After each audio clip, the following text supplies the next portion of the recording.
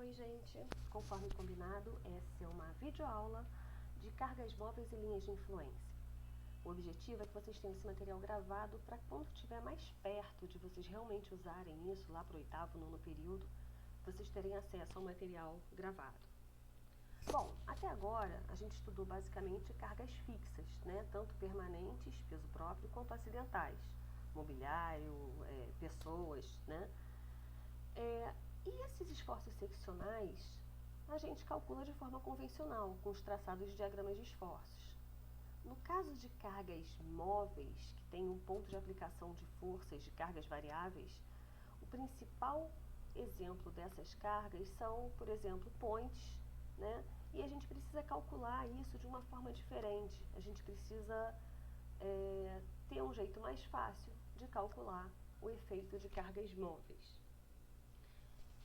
E aí vem a definição de linha de influência, né? A gente chama a linha de influência de um efeito elástico E em uma seção S. A representação desse efeito é naquela seção produzida por um carregamento unitário concentrado vertical que percorre a estrutura ao longo do seu comprimento. Parece complicado, mas quando a gente colocar o exemplo vai ficar mais fácil. E aí, dessa forma, a ordenada Y da linha de influência em cada ponto da viga vai ser o efeito desse esforço observado na seção S, quando a carga unitária está aplicada sobre o referido ponto. Tá, vamos ver assim com um desenho para ver se isso fica mais fácil de compreender. Por exemplo, imaginem que a gente está fazendo a linha de influência de um momento na seção S, tá? O momento de uma seção S, ele vai variar conforme a posição que a carga unitária está assumindo ao longo da estrutura. Então, enquanto no diagrama de esforços a carga ficava parada e a gente marcava em cada seção o que acontecia com a própria seção com aquela carga parada, em linha de influência a gente vai fazer o retrato de uma única seção. O retrato do que está acontecendo com essa seção quando a carga unitária está aqui, a gente plota nesse ponto. Quando a carga unitária está no apoio, o momento na seção S é zero, então a gente coloca zero aqui no apoio. Então a gente, para cada ponto da estrutura, a gente vai marcando não o que acontece naquele ponto, mas o que acontece na seção S, quando a carga unitária está naquele ponto. E aí, é comum ter dificuldade dos estudantes entenderem esses conceitos, né? E é um motivo de eu optar por não falar de linha de influência quando vocês acabam de aprender diagramas de esforços. Eu prefiro que vocês tenham esse vídeo para assistir depois. Por quê? Por ser um conceito tão oposto, às vezes o aluno quase que desaprende uma coisa que ele acabou de aprender bem, tentando aprender um conceito oposto. Então, vamos entender as diferenças. Nos diagramas de esforços, que é o que a gente viu ao longo da isostática, a gente estuda os esforços em todas as seções para uma carga aplicada numa posição definida. Já na linha de influência, a gente vai estudar os esforços de uma única seção para a carga variando em várias posições, ok? Também é importante que se conheça o conceito de trem-tipo. Depois a gente vai pegar todos esses conceitos de linha de influência, trem-tipo, e vai ver como é que a gente calcula esforços de uma carga móvel, tá? Qual o conceito de trem-tipo? A ideia é que a gente não conhece a sequência de passagem de veículos nem que tipo de veículos vão passar. Então esse cálculo é feito por uma estimativa. O trem-tipo corresponde a um conjunto de cargas móveis que mantém entre si uma posição relativa constante. É como se simulasse a ação de veículos, de composições ferroviárias, de pontes rolantes, etc. Então, reparem que a gente tem um exemplo, eixos de um veículo, né, o afastamento das rodas, e aí a gente tem uma carga estimada nessas rodas, e baseado nisso se definem os trem-tipo. A gente não precisa, na verdade, definir o trem-tipo sozinho, porque as próprias normas, né, NB6 e NB7, definem no Brasil quais são os três tipos que vão ser utilizados em cálculos de pontes, tanto rodoviárias quanto ferroviárias. Normalmente eles são constituídos por cargas concentradas e cargas uniformemente distribuídas de valores conhecidos, certo? Que mantêm distâncias constantes.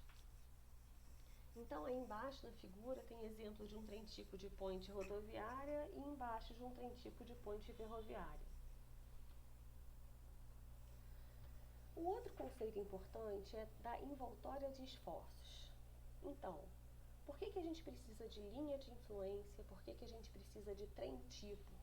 Porque o problema a resolver, o objetivo, é a determinação dos esforços máximos e mínimos que vão ocorrer em cada seção da estrutura durante a passagem de um trem tipo pela mesma.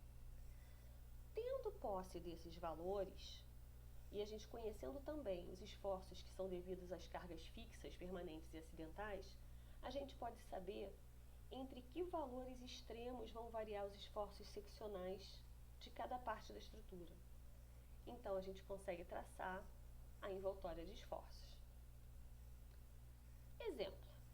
Envoltórias de momento fletor de uma estrutura vão descrever para um conjunto de cargas móveis os valores máximos e mínimos de momento fletor em cada seção da estrutura, de uma forma muito parecida com o que descreve o diagrama de momentos fletores para um carregamento fixo. Só que a envoltória vai dar o momento menor possível e o momento maior possível do que está acontecendo na estrutura. Então, olha só, quando a gente se depara com um problema de cargas móveis, a gente tem 3 passos da solução. Fase 1, a gente vai querer saber que efeito a gente está estudando. Então, para aquela estrutura, para aquele efeito, para aquele tipo de esforço, a gente vai definir algumas seções principais para o traçado da nossa envoltória. E para cada uma dessas seções, a gente tem que obter a linha de influência. A fase 2, a gente vai usar o trem tipo e as linhas de influência para obter os máximos e os mínimos. E na fase 3, a gente vai considerar também o efeito de cargas permanentes e acidentais fixas para traçar a envoltória dos esforços.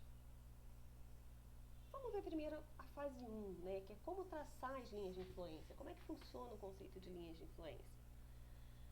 Então, a gente pode ter linha de influência da reação vertical em A. O que acontece com a reação vertical em A conforme uma carga unitária vai caminhando ao longo da estrutura? Reparem que quando a carga unitária está aplicada em B, a reação vertical em A vai ser 0. E a gente representa isso aqui em B. Carga unitária em B, o valor que está sendo marcado aqui é a reação vertical em A quando a carga unitária está em B. Então, quando a carga unitária está aplicada aqui, a gente não tem reação em A, é 0. Já quando a carga está aplicada em a reação vertical é 1. Então, a gente vai marcar essa reação aqui. Mesma ideia da linha de influência para a reação vertical em B. Quando a carga unitária está aplicada em a gente não tem reação vertical em B e, portanto, a gente marca no próprio A o que está acontecendo com a reação vertical em B quando a carga está aqui, tá? Com isso, a gente consegue até definir essas funções. Quem quiser para avaliar o que está acontecendo aqui, digerir a matemática, mas não tem mistério, tá? A gente marca basicamente que na posição 0 a reação vertical é 1, na posição de carga 0, e na posição L a reação vertical em A vai ser 0. E as linhas de influência para momento e para cortante numa viga B apoiada? Ora, mesma ideia. Quando a gente fala da linha de influência do momento na seção S, a gente está fazendo passear essa carga unitária ao longo da viga. O momento em S, quando a carga unitária está nesse apoio, é 0. O momento em S, quando a carga unitária está nesse apoio, é 0. E o momento em S, né, quando a carga unitária está na própria seção S, a gente já sabe calcular. Seria aquele PAB sobre L que a gente viu na isostática. Só que aí, como é que a gente marca o que está acontecendo nesse intervalo e nesse? Conforme a gente vai indo com a carga unitária mais para o ponto onde está a seção, maior vai ser o momento na própria seção, tá? Isso daí, quem quiser praticar, quem quiser entender melhor o conceito, pode tentar fazer sozinho para compreender o diagrama de momento de uma seção S com a carga aplicada em 0, com a carga aplicada na metade desse trecho, com a carga aplicada em S, com a carga na metade desse trecho e com a carga em L, para vocês entenderem como funciona o conceito de linha de influência. Mesma ideia em relação à linha de influência do cortante, ok? Então, é mais importante no momento que vocês entendam o conceito do que é a matemática. Claro que depois vale a pena pegar esses conceitos matemáticos, anotar realmente o que está acontecendo em cada um e tentar desenvolver, tentar vocês chegarem a esses valores sozinhos, ok? Então, da mesma forma que a gente conseguiu ver a linha de influência para vigas biapoiadas, é possível fazer o mesmo tanto para as vigas engastadas quanto para uma viga biapoiada com balanços, certo? Então, mesma ideia, o que acontece na reação vertical em A, conforme a carga está passeando. Reparem que não importa onde a carga unitária está, a reação vertical em A vai ser sempre unitária. No caso do momento, quanto mais longe do engaste está a carga, maior o momento no engaste. Mesma ideia para linha de influência de momento em uma seção S qualquer da estrutura e para o cortante em uma seção S da estrutura. Biapoiada com balanço, vocês também podem definir essas funções para ver se vocês entenderam o conceito. Não tem mistério, é sempre o mesmo conceito. O que está acontecendo com a reação vertical no apoio A quando a nossa carga unitária está aqui? E o que acontece com a reação vertical no apoio A quando está bem em cima do apoio A? E quando está bem em cima do apoio B? E quando está lá na outra extremidade? Então, esse conceito do que está acontecendo ser representado pela linha de influência, o que acontece não em cada ponto, mas sempre no mesmo esforço, no caso daqui vertical em A, com uma carga passeando ao longo da seção, é que é importante vocês fixarem, para não confundir com o diagrama de esforços, que é um conceito exatamente oposto a esse. Tem aqui exemplo também da linha de influência do momento na seção S e do cortante em S para vigas biapoiadas com balanço. Também vale a pena depois fazer, digerir a matemática, olhar passo a passo e anotar. E vamos falar um pouco de viga Gerber. Vamos ter uma ideia do que acontece numa viga Gerber quando a gente está falando da linha de influência de reação de apoio, do apoio A, ok? Tá. A gente pode entender essa viga como uma viga biapoiada com balanço, esse trecho aqui, do D até o E, certo? Que em D e em E recebe as reações de apoio das vigas CD e das vigas EF. Então, a gente pode representar essa viga como mostra a figura. A linha de influência é obtida imediatamente como mostrado. Vamos pensar aqui, ó. Quando a nossa carga unitária está em C, a reação de apoio vai toda para C, não vem nada para D e, portanto, nada é transmitido para essa parte aqui. Já quando a nossa força unitária está exatamente em D, a reação vai toda para esse ponto. E aí é como se a gente tivesse aquela figura da reação de apoio vertical em A para uma viga biapoiada com balanços. É exatamente isso aqui que a gente viu nos slides anteriores. Já nesse trecho aqui, conforme a nossa carga unitária se aproxima mais de F ou se aproxima mais de E, ela vai integral ser transferida para cá ou quando ela está aplicada em F, não vai ser nada transmitida para lá. E isso vai influenciar diretamente, claro, no esforço, na reação vertical em A que vai acontecer e que a gente está marcando em cada ponto o que está acontecendo na reação vertical em A.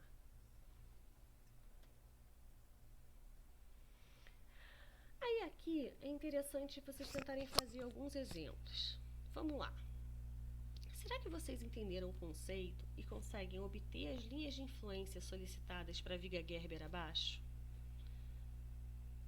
O primeiro exemplo seria: como é que fica a reação vertical em C com uma linha, com uma carga unitária passeando ao longo dessa estrutura?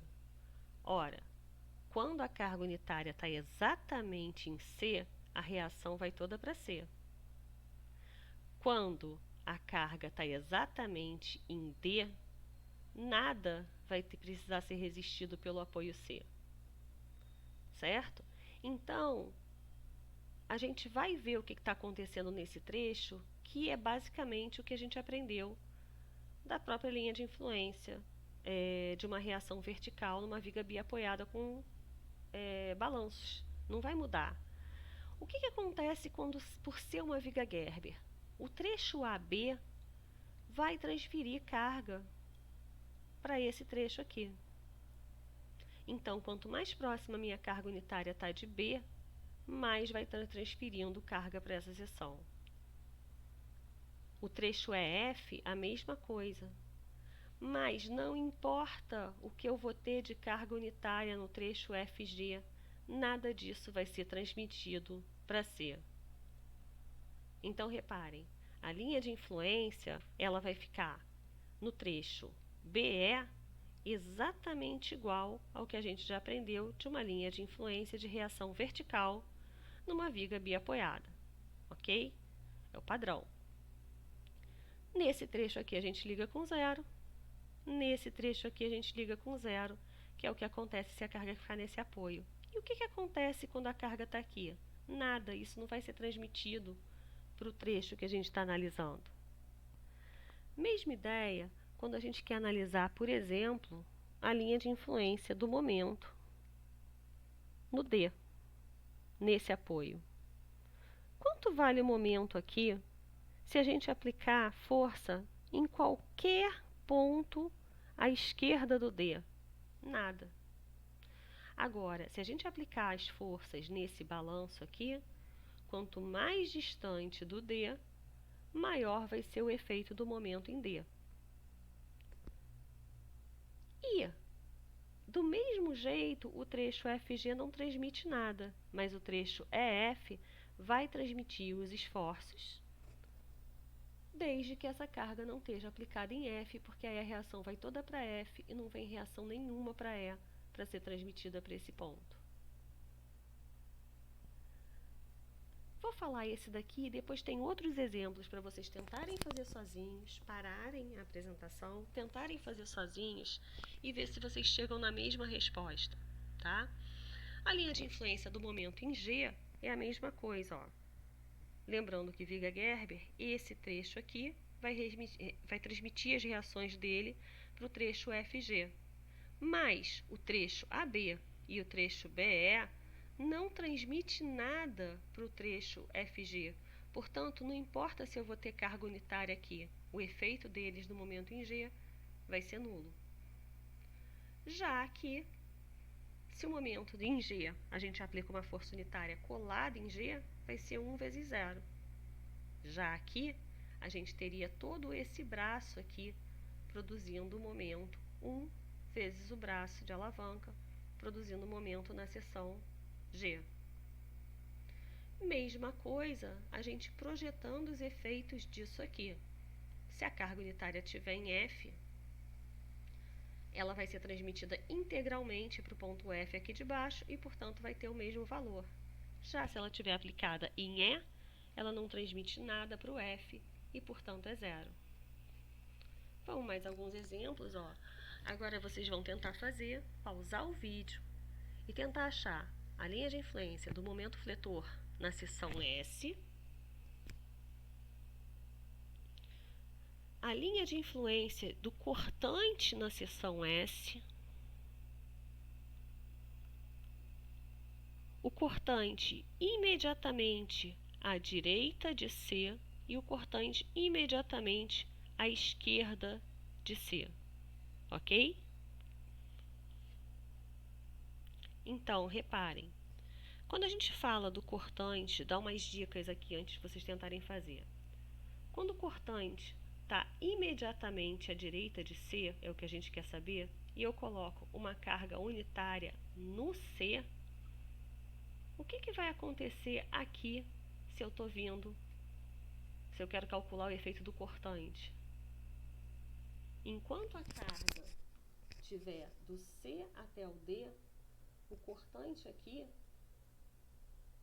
numa seção à esquerda, é zero. Ok? Vamos ver como é que fica. Então, vamos lá. Quando a gente fala da linha de influência do momento em S, basta a gente pegar o trecho aqui, ó, que a gente já viu de como é uma linha de influência do momento em S para uma viga biapoiada com balanços. E aqui a gente liga com o zero, que é onde estaria transmitindo. Estaria transmitindo zero se a carga estivesse em A, estaria transmitindo zero se a carga estivesse em F. Mesma coisa para a linha de influência do cortante, ok? E aí, reparem o seguinte, por que a gente tem esse salto aqui, ó, na seção S? Lembrem que a gente está falando o que está acontecendo na seção S quando a carga unitária está aqui, ok? Quando a carga unitária está à esquerda da seção S, o nosso diagrama de cortante, ele teria mais ou menos esse jeitão aqui, ó. Sobe, vem até aqui, desce, ok? E aí vem negativo até chegar no próximo apoio e subir, tá? Então, quando a carga unitária está posicionada imediatamente antes da seção S, o cortante na seção S vai ser positivo, vai ser negativo, desculpa. E quando a força está aplicada imediatamente após a seção S, do lado direito da seção S, o nosso diagrama de cortante ia ser esse jeitão aqui, ó. Subiria aqui a vertical, desceria aqui, então em S o nosso cortante ainda seria positivo, ok? Ora, mesma ideia quando a gente faz a linha de influência do cortante em C aqui, uma seção C aqui, ó, e a linha de influência de uma seção C aqui. O que acontece quando a carga está passeando pela estrutura? Gente, feitos os traçados da linha de influência e pegando o trem tipo definido em norma ou o exemplo calculado por alguém, né, a gente pode fazer o traçado das linhas de influência. E aí, para as seções já definidas, a gente vai achar os efeitos máximo e mínimo devidos a esse trem tipo. Como assim? Para a gente quantificar os esforços máximos e mínimos, a gente vai pegar a linha de influência daquele esforço que a gente quer calcular e vai definir as posições mais críticas do trem tipo. Então, em que seções a aplicação desse trem tipo é mais importante, é mais crítica? É importante lembrar também que o trem tipo pode estar indo da direita para a esquerda e vice-versa. A parcela de esforços provenientes das cargas concentradas do trem tipo é o somatório de cada carga multiplicado pela ordenada correspondente à sua posição na linha de influência. Lendo assim parece complicado, mas quando a gente fizer o exemplo vai ficar mais fácil. Já a parcela de esforços provenientes das cargas distribuídas do trem tipo vão ser o produto da carga distribuída Qzinho pela área da linha de influência onde está atuando essa carga. Então vamos lá. Aqui tem um desenho esquemático. Reparem que para cada carga concentrada do trem tipo, a gente vai multiplicar essa carga pela aqui do trem tipo.